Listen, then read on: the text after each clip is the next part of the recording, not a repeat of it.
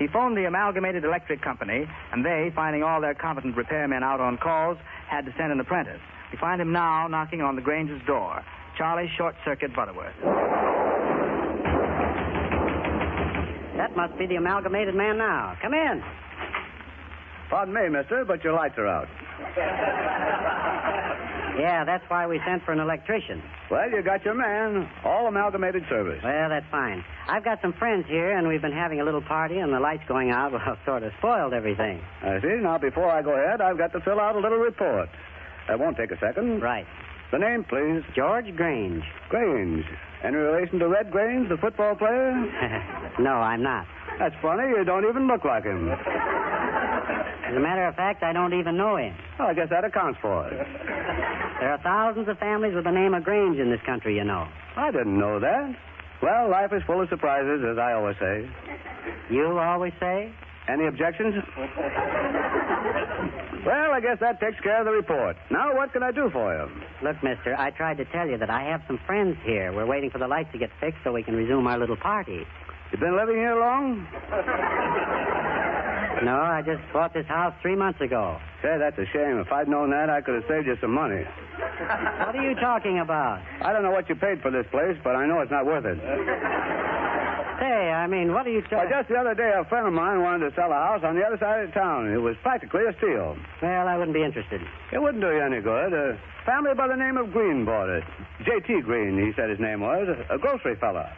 Surprising how those grocery fellows manage to save enough out of their salaries to buy a home. I can't do it.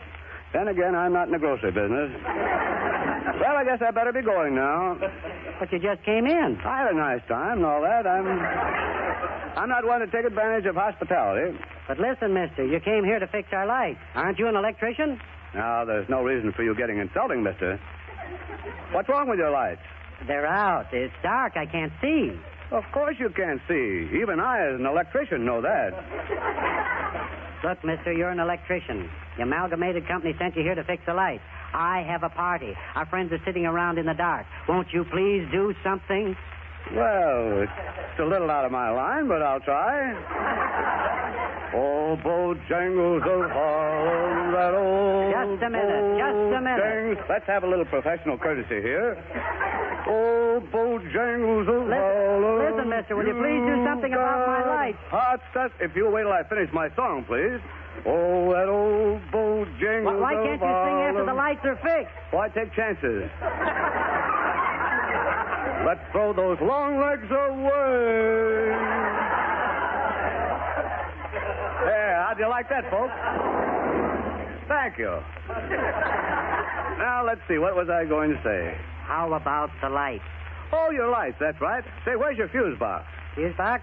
I'm afraid I don't know. That's the trouble. The way they're building houses nowadays, a lot of people can't find their fuse boxes. I know a fellow who lived in a house for 30 years. He couldn't find his fuse box. Is that so? Yes, he lived in the gas house. It's a little joke of mine. I always tell it to subscribers. Very funny. Come now. It wasn't that funny. Do you have an electric stove? Yes, I do. Do you have a refrigerator? Yes, I do. And you have an electric washing machine? Yes, I do. They got you for all of them, eh? Will you please do something? Will you please do something about my lights? Yes, I'll fix your lights. Let's go into the kitchen. All right, follow me. Wait till I strike a match. This is the kitchen. Say, it's dark in here, too, isn't it? You're quite observant. You got a couple steel knives handy? Yeah, just a moment.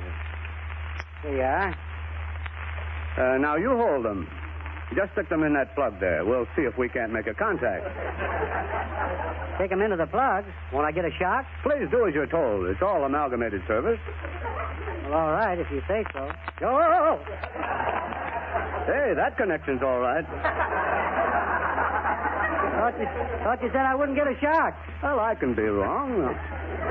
Let's try the refrigerator. It's right there beside you. Yes, I see it now. Let's look inside here. Pretty nice cheese you have here. What's this I see? Celery, eh? Celery. Well, you know this storm has caused quite a little trouble in this town. again, trouble makes jobs. Now, listen, you, I'm getting sick and tired of this. Yes, and I'm getting sick and tired of you. And your celery's not too hot either. What are you talking about? Why, ever since I entered this house, you've been picking on me. You're no gentleman. Why, you'd make me so mad I could kick you. Hey. There, I kicked the fuse box. Yeah, and the lights are working. Oh, it's probably just a loose plug. Well, glad to have been some help. All amalgamated service.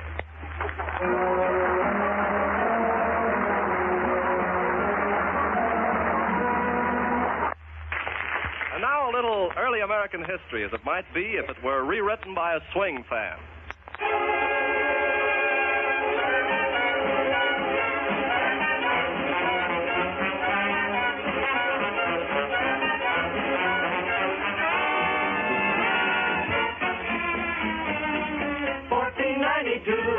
We know what this day must mean to you. You learned your spelling history in the days when sophistication just consisted of your ABC.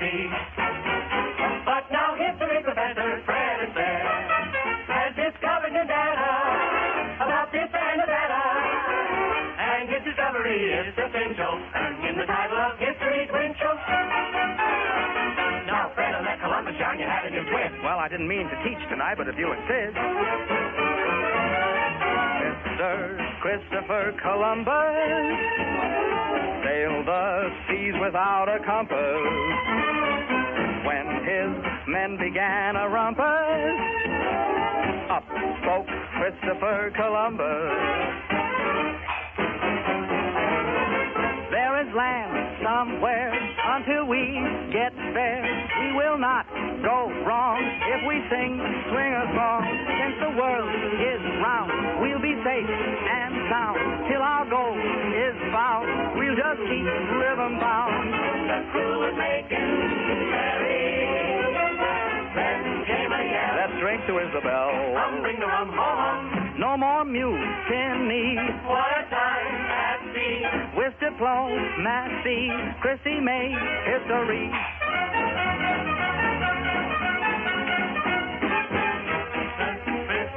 A nice Italian gentleman like John Perona.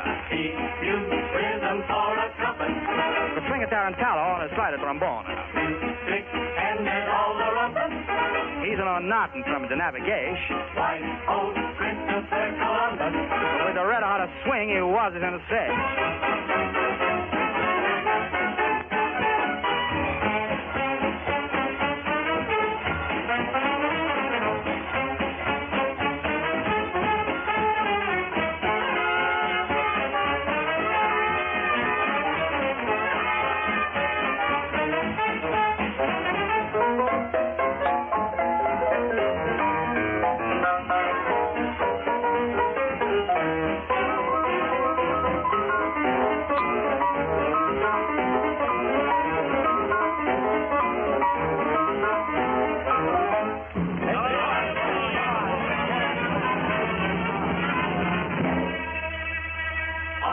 The ship, there's mutiny.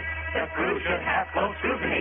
But Chris didn't bother the littlest particle. He puts the riot down, the smooth old article, and just listen how he does it.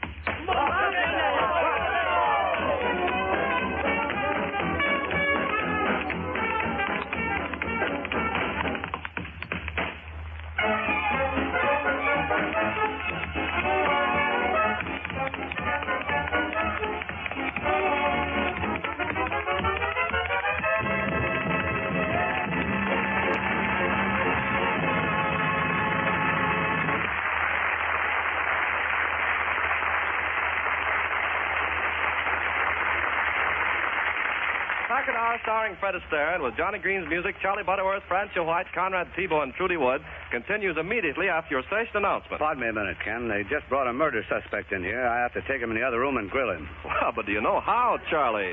Have you ever had any practice? Have I? I've got a prize for grilling. A prize for grilling criminals? No, steaks. Oh. It's the same principle, though, Ken. Make 'em fry, I always say. I think this fellow might have something to do with Rasputin, too. Come along, you. We're going into the other room and have a little talk. Now, step lively. You are listening to KFI Los Angeles, Earl C. Anthony Incorporated, California distributor of Packard motor cars. Our program continues.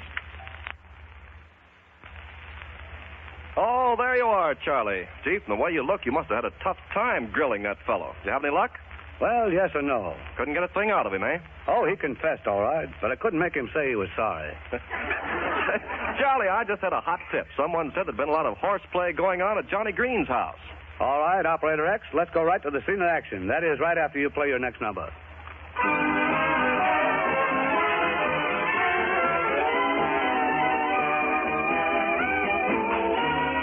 Johnny Green and his Packard Orchestra open the second half of the Packard Hour starring Fred Astaire playing Love is a Dancing Thing.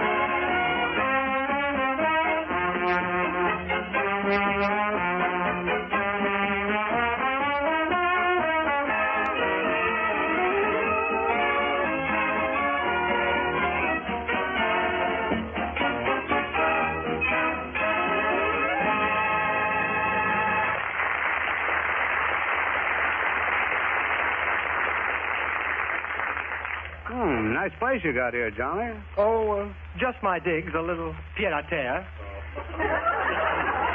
You seem to have more antiques than Francie White. Pardon me for being rude, Johnny, but I think this is a horrible-looking picture here. Then move over, Charlie. You're standing in front of a mirror. Now, what have you got in that worm-eaten cabinet there, John? A lot of very historical pieces.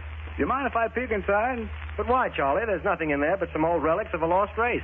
That's just it. I might find Rasputin there. Wait for it, brother. You have some very interesting things here, John. Yes, I've been admiring that pretty statue over there by the door. Well, leave it alone, Charlie. That's our new maid. Oh. You should have told him sooner, Johnny. I just saw him scratch a match on her. Make yourselves at home, boys. I'll be right back. Look at this beautiful vase, Charlie. It's been in Johnny's family for years. Let me see it, Fred. My, but it's heavy. It's very valuable. It's been handed down from generation to generation. That's too bad. This generation just dropped it. Oh, there's the doorbell. That must be very old, too. Hello, Johnny. Hi, everybody. Hello, Trudy Wood. Oh, Johnny, what an adorable house. And what interesting antiques. How old is this Egyptian mummy here? Trudy, that's Charlie Butterworth. Oh, I'm sorry, Charlie. Oh, that's all right, Trudy. I'm getting used to it. I was standing in an antique shop yesterday, and a woman walked up and bought me. A woman walked up and bought you? Yes, she said to the clerk, I'll take these old fossil remains here. Charlie, did you say anything? Yes, I said, pardon me, madam, but I'm not a fossil, and I'm not remaining. She says, why, it's wonderful. It talks, too.